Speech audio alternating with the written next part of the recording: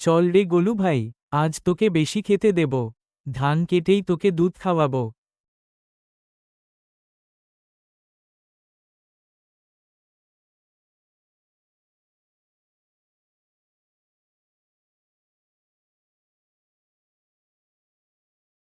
গোলো, কোথায় গেলি রে? গোলু, কে দেখেছ আমার গরুটা? কালো গায়ে সাদা ফোঁটা ছিল। না রে ভাই, আমরা তো দেখিনি। কেউ চুরি করল নাকি?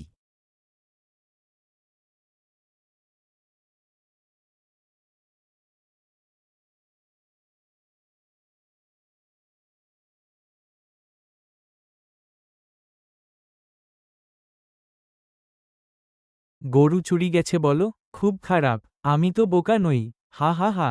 ঠিক আছে, যদি তুমি 3 দিনের মধ্যে প্রমাণ করতে পারো তোমার গরু হেঁটে আমার প্রাসাদে এসেছে, তাহলে গরু ফেরত পাবে। না হলে তুমিই চোর। তাহলে মহারাজ, আপনিও 3 দিনের মধ্যে প্রমাণ করুন সূর্য ওঠে আপনার রান্নাঘরের দরজা দিয়ে। কি বললে? সূর্য রান্নাঘর দিয়ে ওঠে? এটা আবার কেমন যুক্তি? যেমন আপনার যুক্তি, তেমনই আমার যুক্তি। এই রাজা তো একেবারে পাগল। চাষার সাথে তর্কে পেরে উঠছে না। মহারাজ, এই চাষা বোকা নয়, চালাক। ওর বুদ্ধির কাছে আপনি হেরে গেছেন।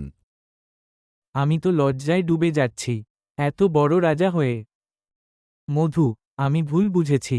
তুই চোর না, বরং রাজ্যের সবচেয়ে বুদ্ধিমান চাষা। আপনার ন্যায্য বিচারই আমার চাওয়া ছিল মহারাজ। এই নাও তোমার গলু। আর নাও 1 বস্তা চাল, গম, আর সোনার হার উপহারস্বরূপ।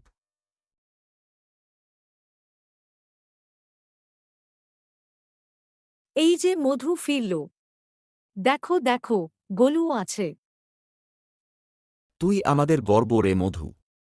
তুই প্রমাণ করলি, গরিব মানেই বোকা না।